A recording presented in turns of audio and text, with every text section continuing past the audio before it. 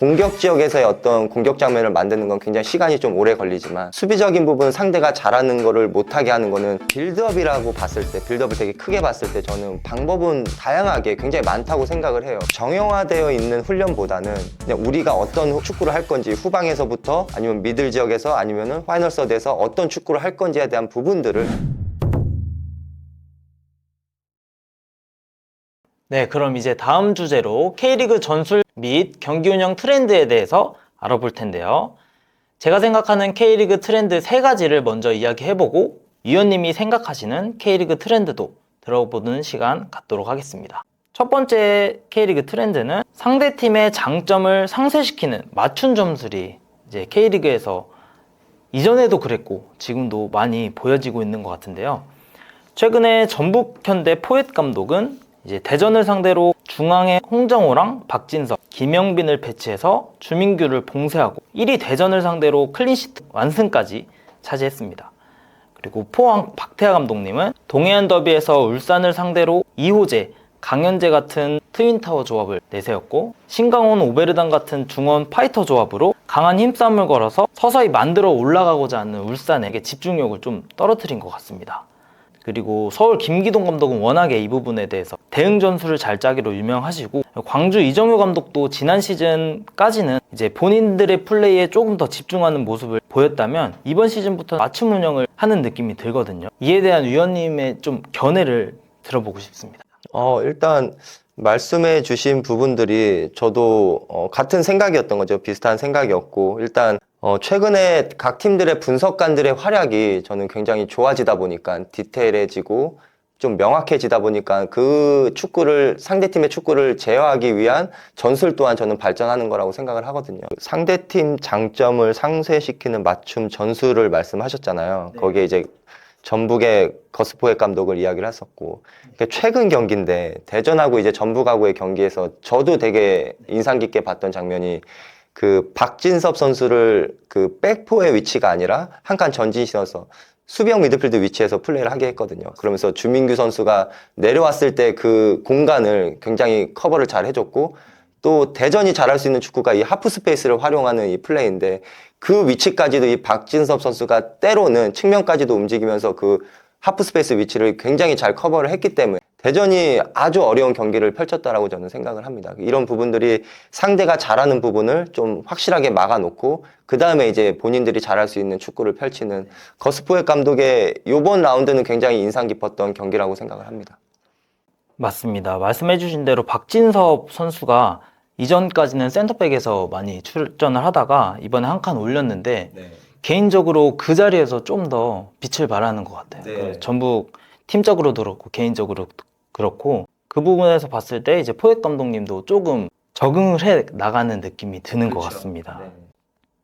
근데 이 부분이 사실 K리그 많은 팬들도 특별하게 보고 있는 점이 K리그는 본인들의 전술을 준비해서 나가는 것보다 상대팀이 잘하는 걸 못하게 하는 걸 더 잘한다 이렇게 생각을 하시는 부분도 많거든요. 그 부분에 대해서 혹시 공감을 하시는지도 궁금하거든요. 저는 개인적으로 그 코칭 스태프, 감독님을 비롯한 코칭 스태프의 게임 플랜이 일단은 명확해야 된다라고 생각을 하고요.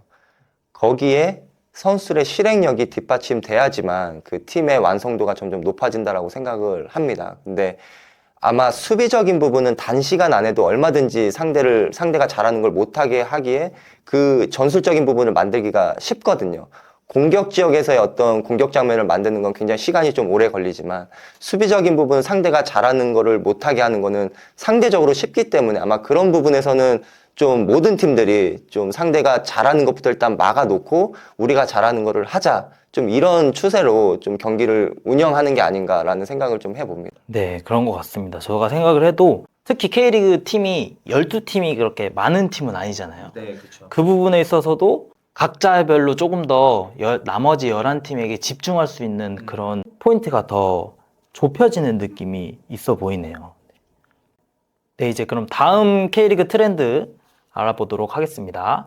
게임 체인저의 중요성. 충분히 선발 투입이 가능함에도 불구하고 후반에 흐름 변화 카드 투입되어 게임 체인저 역할을 부여하는 경우가 많아졌다는 것을 의미합니다. 특히 현재 1위를 달리고 있는 대전은 K리그 최고 수준 윙어 정재희를 항상 후반에 투입시키고 지난 울산과의 경기 주민규까지 후반에 같이 투입하면서 승리를 챙겨왔고 2위 김천도 항상 후반에 김대현을 투입시킵니다.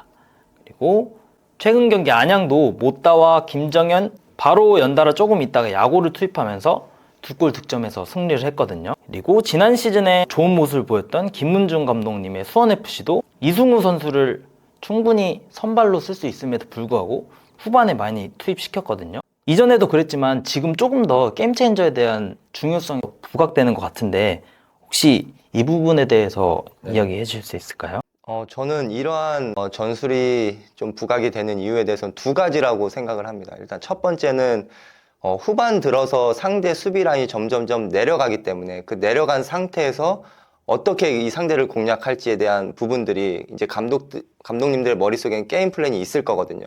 그렇게 됐을 때 뭐 스피드가 좋은 선수를 활용할 수도 있겠지만 그 틈이 굉장히 좁은 공간 안에서도 축구를 잘할 수 있는 그 선수들을 투입하면서 상대가 내려선 수비를 상대로 어떻게 우리가 공략할지에 대한 부분들을 염두에 두고 경기를 할 수도 있다라고 생각이 들고요. 또 하나는 체력적인 부분인데 전반전부터 경기를 뛰었던 선수들이 후반전에 들어가면 당연히 체력이 떨어질 수밖에 없겠죠. 그리고 특히나 윙포드 선수들이나 최전방에 있는 공격수들은 수비 상황에서 많은 스프린트를 또 요하기 때문에 이런 부분들이 후반에 상대가 체력이 떨어졌을 때 뭔가 폭발력 있이 공격으로 나가는 속도가 그만큼 나오지가 않을 수가 있기 때문에 후반전 어느 순간이 되면 감독님들은 일단 교체 카드를 양쪽에 윙포드 아니면 공격형 미드필더라든지 아니면 뭐 스트라이커 이쪽에 아마 가장 먼저 선택을 하는 이유가 이런 게임 체인저들을 선택하는 이유이지 않을까 생각을 해봅니다. 네, 맞습니다. 이게 수비 입장에서도 보면 예를 들어서 대전의 경우에 이제 센터백 입장에서 구택을 한 6, 70분간 계속 막았는데 주민규 들어오고 이제 정재희 들어오면 너무 버거운 느낌이 들 것 같은데 그 부분을 아마 위원님께서도 짚어주신 것 같습니다. 조금 더 이야기를 해보자면 말씀드린 대로 게임 체인저에 대한 그런 능력을 가지고 있는 선수들이 보통 테크니션이나 흔히 말해서 좋은 시장 평가를 받고 있는 선수들이잖아요. 근데 그럼에도 불구하고 선발 출전이 아니라 이제 후반에 나오게 되면 개인적으로 선수로서 나는 왜 선발 출전 못 나가지? 이런 마음이 조금 들 것 같은데 그 부분에 아마 불만이 생기지 않을까요?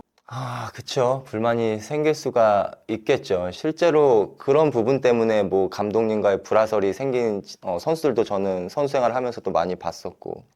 근데 하지만 이게 개인이 먼저가 아니라 일단 팀의 성적이 가장 먼저라고 생각을 하면 저는 그런 생각들은 좀 선수들이 좀 지워야 된다라고 생각을 하거든요. 그리고 본인이 5분이 됐든 10분이 됐든 그 경기장 안에서 그 주어진 시간 안에 득점을 하든 아니면 경기의 흐름을 바꾸든 이게 확실하게 본인의 어떤 플레이를 어필을 한다라고 하면 저는 분명히 그 다음 경기에서는 뭐 감독님들도 체력적인 부분을 뭐 감안해서는 또 선발로 쓸 수 있는 부분이 있을 거고 그렇기 때문에 그 어떤 시간을 선수들이 내가 이만큼 뛴다, 뭐 내가 많이 뛴다, 적게 뛴다 이 부분보다는 얼마만큼 주어진 시간 안에 내 역할을 통해서 팀의 분위기라든지 결과까지 바꿀 수 있을지 저는 이 부분을 먼저 고민을 해야 되지 않을까라고 생각을 해봅니다. 결국에는 이제 팀적으로 생각하는 그런 프로페셔널 자세가 중요하다고 말씀을 해주신 것 같습니다.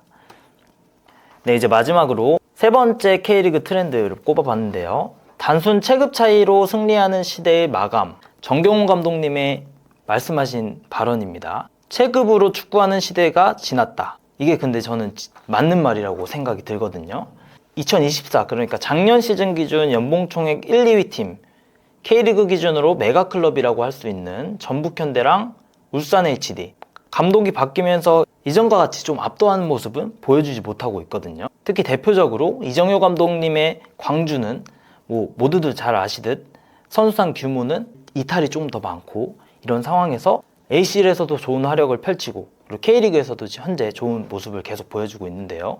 마지막으로 지난 시즌 강원의 돌풍도 그렇고 이제 감독이나 코칭 스태프의 역량이 절대적으로 중요하다고 좀 느껴지는데 이 부분에 대해서 이런 현상이 왜 벌어지는지 이야기 들어보고 싶습니다. 이전보다 감독님들 특히 뭐 본인의 색깔을 잘 나타내는 감독님들이 많이 생겨나고 있는 부분들이 저는 굉장히 긍정적인 부분이라고 생각을 하거든요. 왜냐면 이미 K리그에서 많은 감독님들을 봤을 때 경험적으로는 저는 굉장히 훌륭하신 분들이 아주 많다라고 생각이 들어요. 근데 이제 그런 분들이 이제 본인의 시간들을 투자해서 또 공부까지 이제 해 나가면서 상대가 잘하는 것들을 더욱더 잘 막아낼 수 있는 축구를 계속해서 발견해내는 것 같고, 또 우리가 어떻게 하면 저 상대의 강한 수비를 뭐 부술 수 있을까에 대한 고민도 계속 해 나가면서 점점 그런 부분들이 이 축구가 발전하는 부분이라고 생각을 하거든요. 강한 수비를 상대로 그러면 내가 어떻게 저 팀의 상대로 득점을 할 수 있을까를 고민하고, 또 그렇게 됐을 때 상대가 이렇게 강한 공격을 하는데 내가 어떻게 저 공격을 막을 수 있을까, 이 부분에 대한 고민들을 모든 감독님들이 계속 해 나가기 때문에 저는 그런 전술적인 특색을 보이는 감독님들이 조금 더 많이 생겨나는 것 같고, 사실 이러한 부분들은 K리그 1뿐만이 아니라 저는 K리그 2에서도 이런 전술적으로 훌륭한 지도를 하고 있는 감독님들이 많아지는 것 같아서 이런 부분들이 좀 고무적인 부분이 아닐까 생각을 합니다.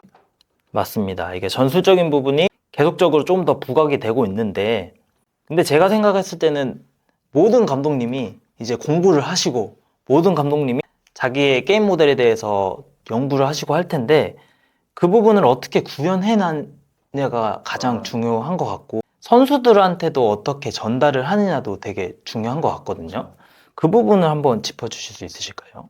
그렇기 때문에 일단은 구단, 그 다음에 감독님 명확한 축구 철학과 게임 모델이 있어야 돼요. 그리고 그 축구 철학과 게임 모델을 훈련으로서 선수들에게 입혀야 된다라고 저는 생각을 하거든요. 물론 그 중간 과정의 분석이라는 부분을 통해서 선수들에게 객관적인 정보를 계속해서 줘야 되지만, 결국은 훈련을 어떻게 내가 하고 싶은 축구를 어떻게 할 건지에 대한 부분들을 훈련을 통해서 선수들이 미리 경험할 수 있게 하고 미리 실수할 수 있는 그 시간들을 충분히 주고, 대신 이 부분들을 경기장에 갔을 때는 선수들이 명확하게 인지하고 실행해내는 부분들이 저는 아까 이야기했듯이 완성도를 점점 더 높여가는 부분이라고 생각을 하거든요. 그래서 이런 부분들이 이제는 뭐 감독님들 혼자만이 모든 걸 할 수 있는 그런 시대보다는 각 분야의 전문성을 가진 코칭 스태프를 영입을 하고 그 코칭 스태프의 역할을 마음껏 이제 활용을 하면서 팀이 같이 발전할 수 있는 부분들이 계속해서 좋은 성과를 내는 팀들은 그런 부분들이 시너지 효과가 나오면서 좋은 성과를 내고 있는 것 같습니다. 네, 맞습니다. 말씀해주신 대로 이제 축구가 좀 더 앞으로 가면 갈수록 세분화가 되고 있는 것 같고, 분업화가 되고 있는 것 같고, 또 처음에 말씀해주신 대로 구단과의 소통, 그리고 협업, 그리고 나아가서 좀 그 소속팀의 팬들까지 하나가 돼야지 어쨌든 좋은 방향으로 팀이 나아가는 거라고 저도 생각이 드네요. 네, 이제 마지막으로 위원님이 생각하시는 특별한 K리그 트렌드가 있으시면 말씀해 주시면 감사하겠습니다. 그러니까 저도 제가 현장에 있을 때 느꼈던 부분들은, 이제 K리그에 있는 모든 지도자 선생님들도 전방 압박을 하는 팀들을 상대로 센터백들에게 요구하는 부분들이 이전에는 그냥 쉽게 안전하게 긴 볼을 활용할 수 있게끔 많이 지도를 했었는데, 이제는 상대가 압박 나오는 그 상황에서 어떻게 그 압박을 풀어 나올지에 대한 고민들을 하고 계신 것 같아요, 많은 지도자분들이. 그래서 이런 부분들이 앞으로 우리도 충분히 상대가 강한 압박을 하는 팀들을 상대로 이 부분들을 어떻게 풀어 나올 건지, 그렇게 됐을 때 미드필드와 아니면 공격 선수들의 포지셔닝을 어떻게 잡았을 때 최적의 포지셔닝을 잡으면서 우리가 상대 압박을 풀어 나갈 수 있을까에 대한 고민도 계속해서 이루어지는 것 같아서, 저는 앞으로 볼 수 있는 축구의 어떤 재미 요소는 이렇게 상대가 압박을 해 나올 때 어떻게 그 압박을 풀어 나오는지에 대한 부분들도 축구 팬들이 보게 되면 저는 굉장히 큰 재미를 또 느낄 수 있지 않을까 생각을 해봅니다. 옛날에는 특히 김호공 감독님 계실 때는 진짜 롱볼이 좀 당연하듯이 여겨지는 부분이 좀 많았잖아요. 근데 이제는 롱볼이 특이하다고 느껴지는 상황이 벌어진 것 같은데, 위원님도 혹시 근데 롱볼이라는 부분이, 그러니까 빌드업이라고 봤을 때, 빌드업을 되게 크게 봤을 때 저는 방법은 다양하게 굉장히 많다고 생각을 해요. 그리고 우리 팀에 어떤 선수가 있느냐에 따라서도 그 빌드업 형태는, 방식은 달라질 수 있다라고 생각을 하고요. 특히 뭐 대전 같은 경우는 사실 하창래 선수가 이번 시즌에 이제 오면서 후방 빌드업을 조금 더 완성도를 높여간다라고 저는 생각이 들거든요. 이 하창래 선수가 J리그를 경험하면서 조금 더 볼을 가지고 상대를 끌어낸 이후에 확장된 공간에서의 패스를 이제 받기 위한 움직임을 미드필드 선수들이 가져갈 수 있는 그 시간을 벌어주는 역할을 굉장히 잘 해주고 있고, 하지만 대전이 이번 시즌 제가 알기로는 13골을 넣었을 거예요. 가장 많은 득점을 하고 있는데, 그 이유는 역시 주민규 선수가 또 최전방에서 이 선수가 후방 빌드업 상에서는 2선까지 내려오면서 볼을 받기 위한 움직임을 가져가거든요. 그렇게 됐을 때 상대 센터백은 두 가지 선택을 해야 되는 거죠. 이걸 따라 나가야 될지 아니면 머물러야 될지. 하지만 대전은 또 양쪽 측면에 아주 빠른 선수들이 있으니까 이 주민규 선수를 따라 나갔을 때 그 뒷공간이 굉장히 많이 열리기 때문에 그 뒷공간을 스피드가 좋은 윙포드 선수들이 이제 활용을 할 수가 있는 거죠. 반대로 주민규 선수가 나왔는데 센터백들이 그 라인에 그냥 머물러 있을 때는 주민규 선수에게 볼이 연결되고 돌아서서 그 이후에 공격들을 또 나갈 수가 있으니까, 이러한 빌드업 작업은 우리 팀에 어떤 선수가 보유되고 있는지에 따라서도 저는 다양한 방법이 나올 수 있다라고 생각은 합니다. 맞습니다. 이게 단순히 롱볼이라고 해서 나쁜 게 절대 아닌 것 같고, 최근에 이제 황선홍 감독님이나 박태하 감독님도 롱볼로 좀 효과를 보고 있는 부분들도 있고, 그런 부분에 있어서 결론적으로 돌아가 보면 압박에 대해서 어떻게 풀어 나오는지, 그 풀어 나오는 것을 어떻게 또 막아내는지, 이 부분이 결국 이 K리그를 넘어서 좀 현대 축구의 트렌드가 아닌가라는 생각이 드네요. 한 가지만 더 말씀드리면, 그러니까 문제는 상대가 압박을 나온다, 나오지 않는다를 이제 분석을 통해서 알 수 있잖아요. 그걸 선수들에게 객관적인 정보를 제공을 할 거고, 그럼 만약에 훈련을 통해서 상대가 압박이 나왔을 때 우리가 어떻게 빌드업을 할 건지에 대한 부분들이 명확하게 훈련이 돼 있다라고 하면, 저는 물론 이게 경기장에서 100% 완성될 수는 없지만 그래도 한두 번이라도 더욱더 많은 숫자를 후방 빌드업을 성공시킬 수 있는 방법이라고 생각이 들거든요. 그러니까 상대가 압박이 나오는지 우리가 분석을 통해서 알고 있는데, 압박이 나왔을 때 그러면 우리는 앞선에 있는 뭐 스트라이커를 활용한 빌드업을 할 거야, 긴 볼을 활용할 거라고 했는데 그 스트라이커가 움직이지 않는다든지 그냥 볼을 보고 있는다든지, 아니면 미드필드 선수들이 그 긴 볼이 나아가는 그 상황에서도 세컨 볼을 받기 위한 움직임을 2차 움직임을 가지 않는다든지, 이러한 부분들이 저는 문제가 될 수 있다라는 거지, 뭐 긴 볼을 스트라이커한테 활용할 수 있다라고 저는 분명히 생각해요. 하지만 그냥 그렇죠, 상대가 압박이 오기 때문에 당황해서 찬 건지 아니면 압박이 오기 때문에 끌어들인 이후에 롱볼을 활용한 건지, 이 부분이 중요한 부분이지 않을까 생각을 합니다. 맞습니다. 결국엔 또 돌아가 보면 그 부분도 어쨌든 훈련으로 만들어지는 거기 때문에 직접 그 훈련에 참여해보진 못했지만 코칭 스태프들의 이 훈련 프로세스 준비도 엄청 전문적이고 좀 디테일할 것 같네요.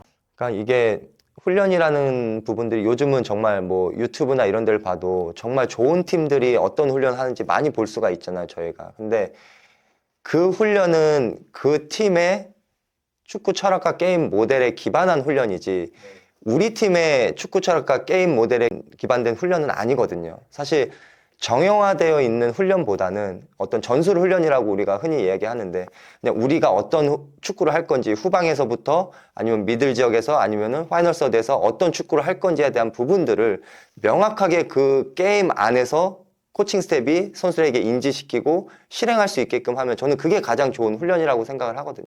네, 맞습니다.